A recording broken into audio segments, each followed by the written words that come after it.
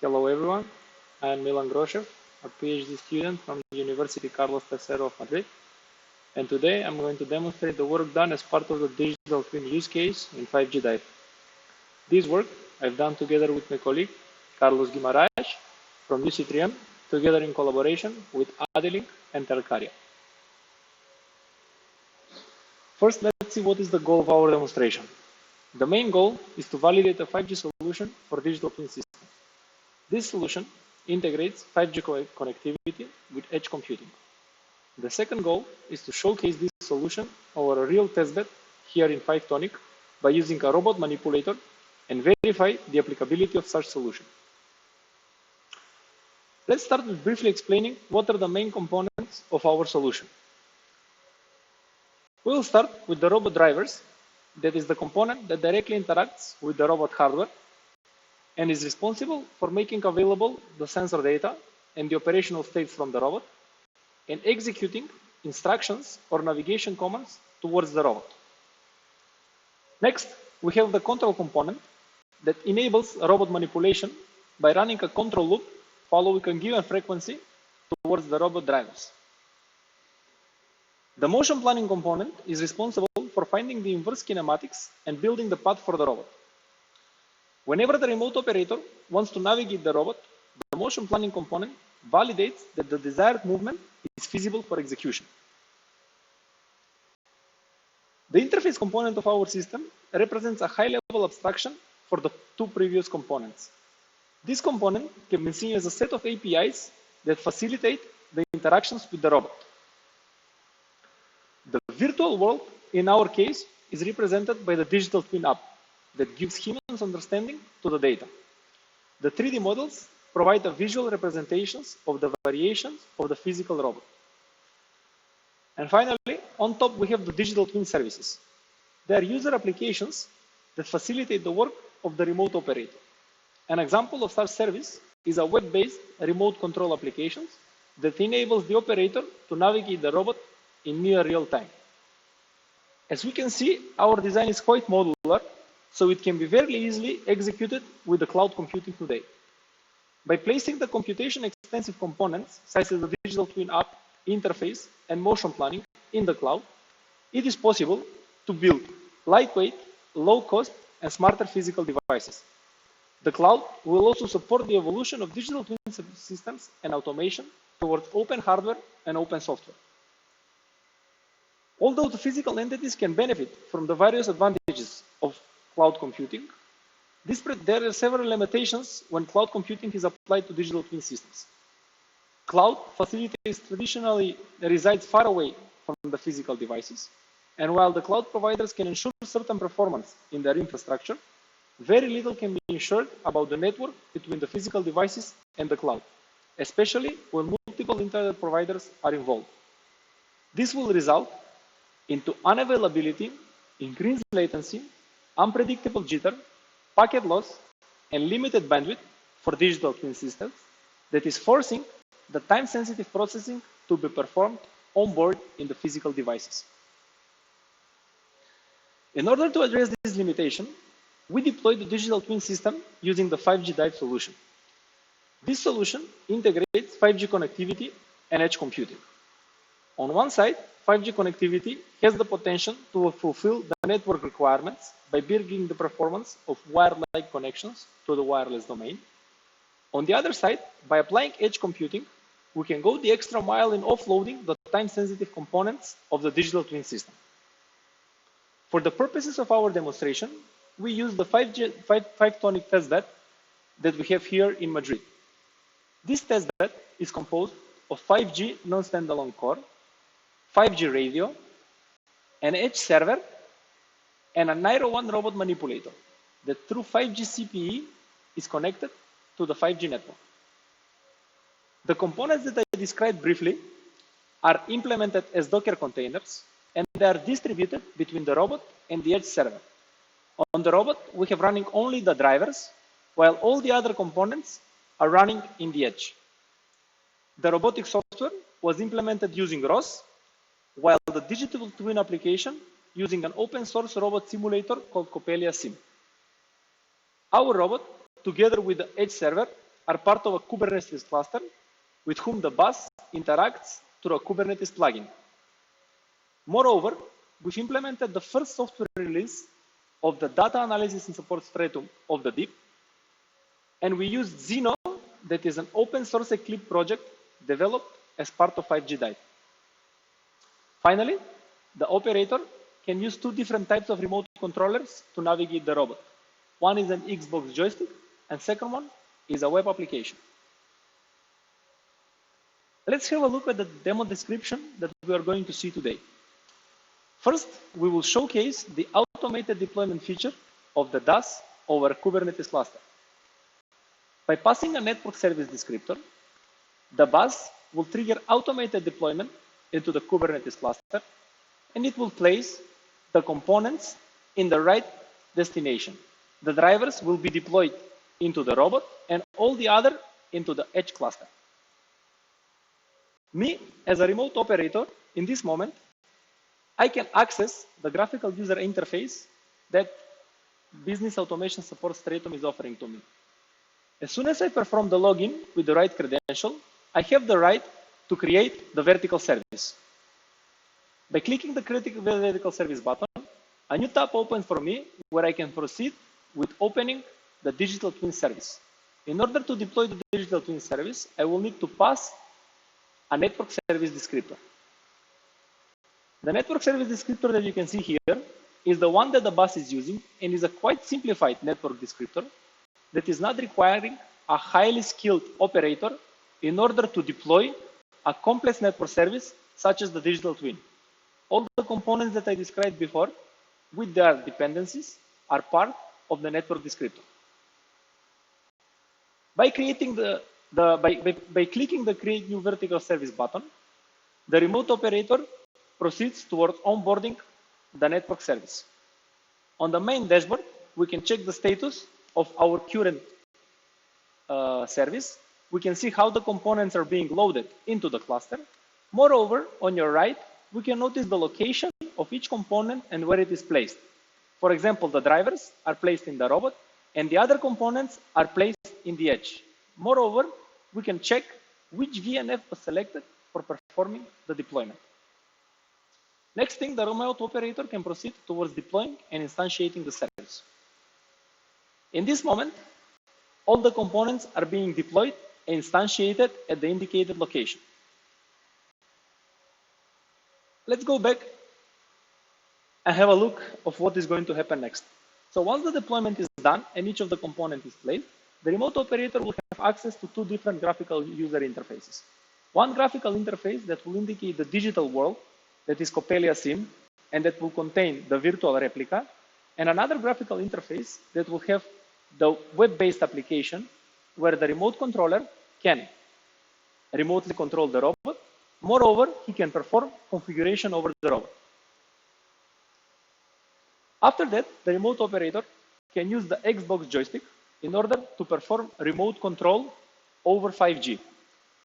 When he is performing that, he will send with the joystick manipulation commands at a given control loop in downstream, while in upstream, the robot joint states will be sent to the digital twin in order to update the virtual replica in near real time.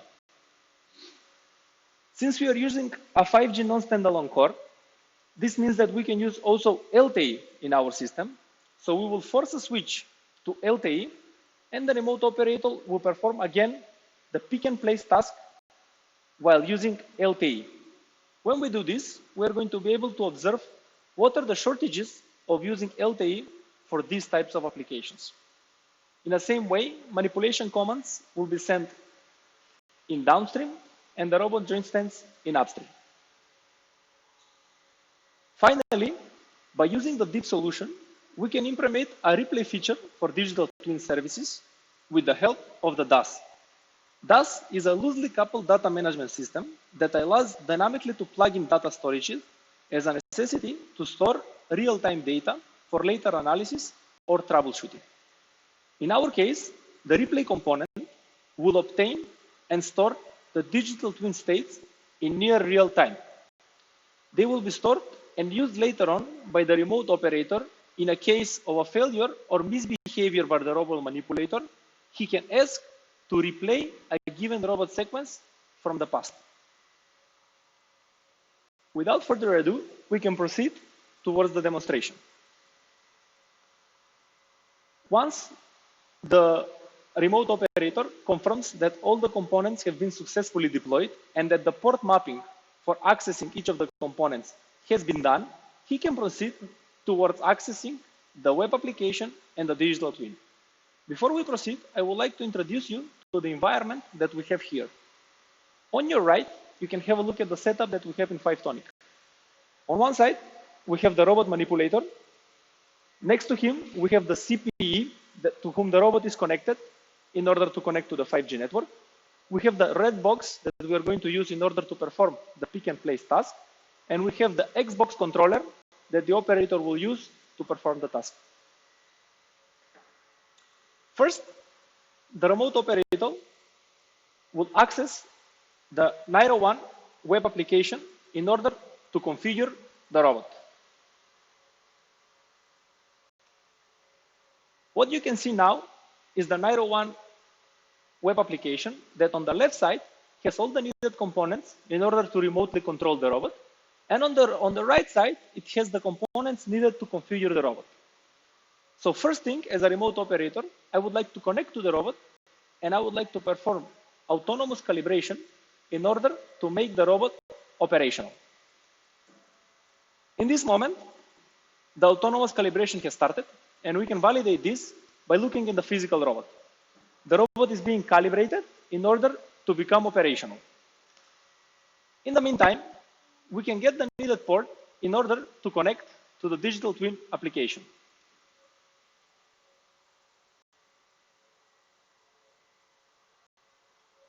In order to access, username and password are required. Once they are provided, the remote operator can open the digital twin application. On your right, you can notice that the robot has finished the calibration, and this means that he is ready to be operated. In order for the operator to verify that this is feasible, what he can do is send the robot to the initial position.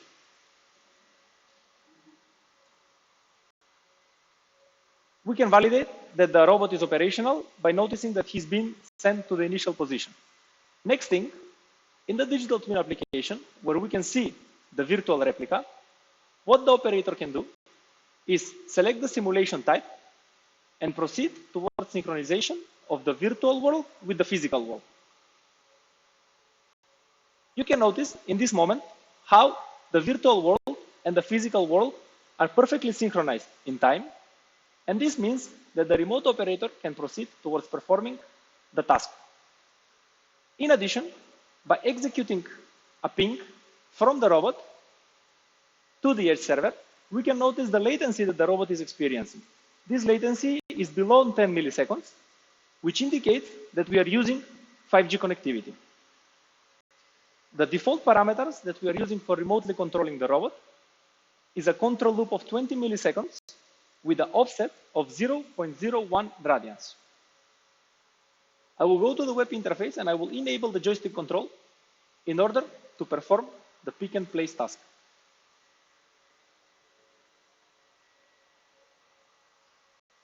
Now, while I'm performing the pick and place task, I would like to ask you to pay attention of the smoothness of the movements that I am experiencing as a remote operator when I'm controlling the robot. Moreover, pay attention to the virtual replica and the digital world and how perfectly they are synchronized in time.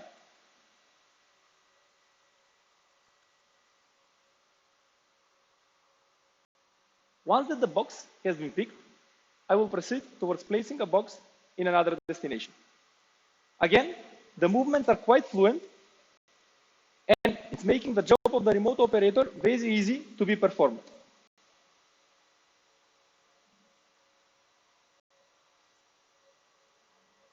Once the tasks have been done, I can send the robot to the initial position.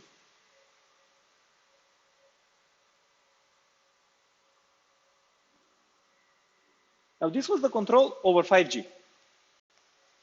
Now, you can notice the pings here, and you can notice the latency that we are experiencing in this moment. Now I would like to ask my colleague Isaac from Ericsson to block the 5G antenna, and with that to force our system to change from 5G to LTE. In this moment, you can notice a huge increase in the latency that went to more than 20 milliseconds, and this is enough for us to validate that our system switched from 5G to LTE. In addition, we can have a look at the log interfaces of the joystick that are going to indicate to us what is the control loop and what is the offset that the joystick is using. As a default, in order to do this, I will need to enable the joystick control first.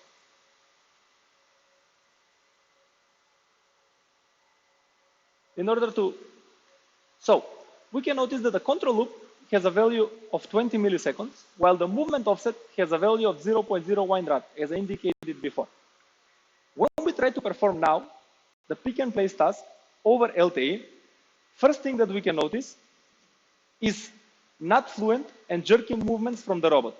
These jerky movements from the robot are making difficult the work of the remote operator in order when he tries to perform the task.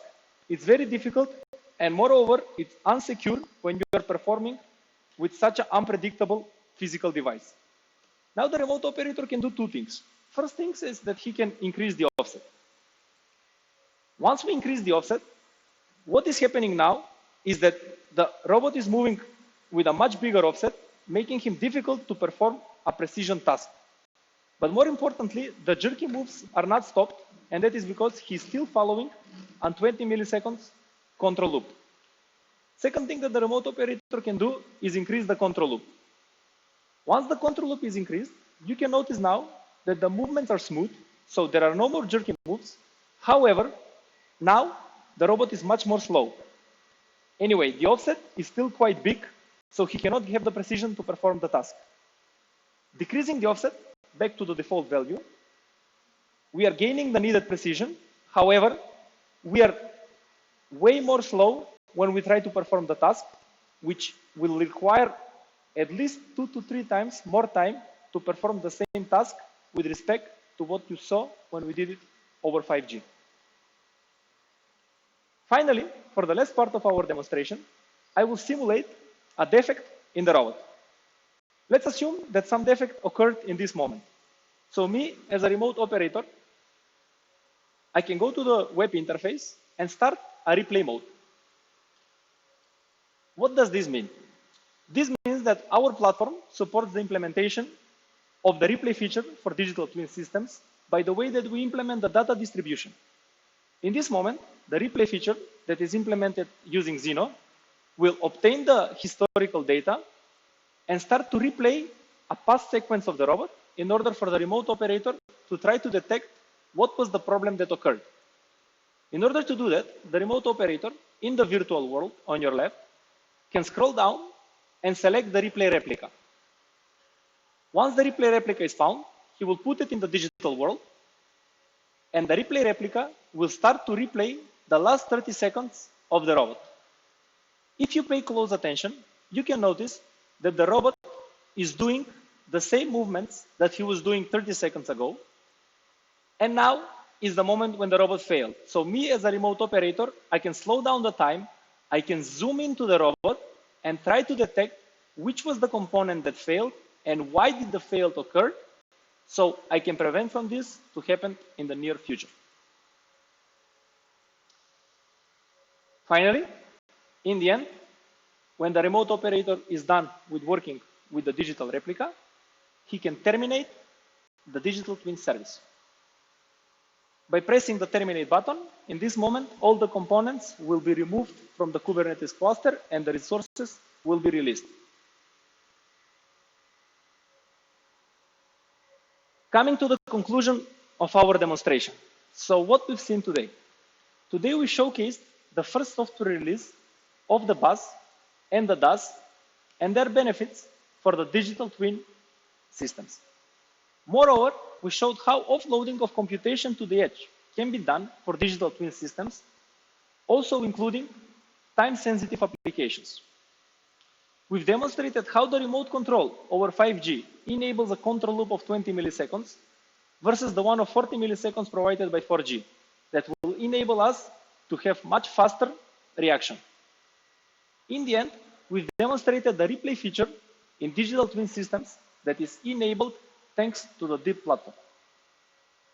For our future work, we would like to expand this use case with the intelligence capabilities with the help of the Intelligence Engine Support Stratum, and we will focus on trying to improve user applications or network and computing performance. Moreover, we would like to investigate how scalable is such solution, and if it is scalable, which is the way that we can scale. Thank you very much for your attention.